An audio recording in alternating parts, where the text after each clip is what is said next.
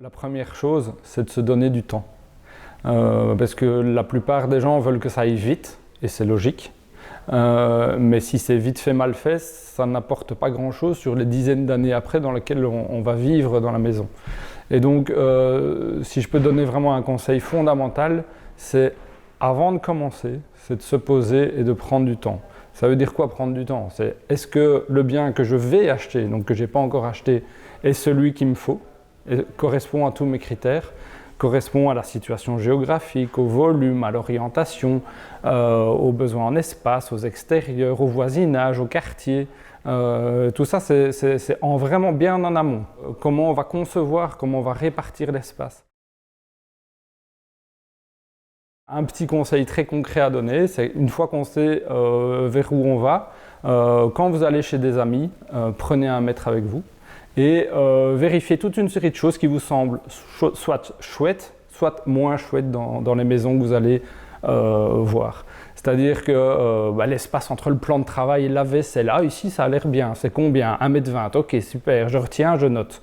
Et de fil en aiguille, vous allez vous faire votre petite checklist de choses qui vous plaisent à vous et pas à l'architecte, pas au concepteur, pas au cuisiniste, non, à vous. Et ce qui est important, surtout quand on prend en charge soi-même une partie du chantier, c'est de faire un projet qui vous correspond, parce que c'est vous qui allez vivre des dizaines d'années de manière heureuse dans votre maison. La compétence la plus importante pour moi pour commencer un chantier d'auto-éco-rénovation, c'est plutôt de la gestion de projet. C'est-à-dire il faut gérer un planning, il faut gérer un budget, il faut gérer différentes équipes. Je pousse un maximum toute personne qui va se lancer dans un projet de rénovation ou de construction, qui fasse ou pas une partie du chantier lui-même, à piloter son projet. C'est-à-dire, c'est pas remettre les clés à l'architecte et à l'entrepreneur général, et où d'ailleurs, et puis s'en désintéresser et de revenir 2 ans après pour voir si tout est conforme.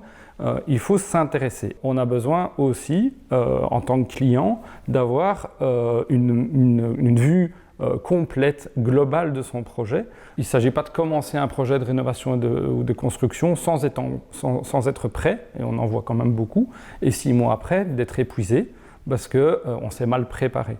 Si on a un temps plein ou plus qu'un temps plein, qu'on va garder ce temps plein pendant tout le projet et qu'on n'a pas le temps et qu'on s'engage à faire plein de choses dans sa maison, ça va foirer. Quand on se lance dans un projet, on est rarement seul. Est-ce qu'il y a des enfants, est-ce qu'il n'y a pas d'enfants? Est-ce qu'on est en couple? Est-ce qu'on est soutenu par les parents, les voisins, les amis? Tout ça, ça rentre en ligne de compte sur la manière dont on va envisager le projet. Sur son propre chantier, alors là, que ce soit du neuf ou du réemploi, il faut vraiment bien penser à tous les types de déchets que l'on va avoir. Est-ce que ce sera surtout des déchets d'emballage? Est-ce que ce sera par exemple des grandes bâches en plastique? Est-ce que ce sera des chutes de matériaux? Est-ce que ce sera peut-être des bonbonnes ou des récipients de toute une série de choses que l'on peut utiliser sur un chantier? Déjà un peu penser à ça et organiser justement l'extérieur de la maison ou l'intérieur de la maison avec différentes zones où, voilà, là c'est là qu'on va mettre les différentes bâches en plastique, c'est là qu'on va mettre les restes de bois par exemple, etc. Et faire ça en adéquation avec ce qui existe comme catégorie au Reciparc. Comme ça, vous avez vos déchets qui sont déjà triés, vous pouvez les apporter au Reciparc. C'est ce qui sera le mieux pour l'environnement et pour vos finances aussi, parce que ça reviendra moins cher que de tout mettre dans un conteneur tout venant.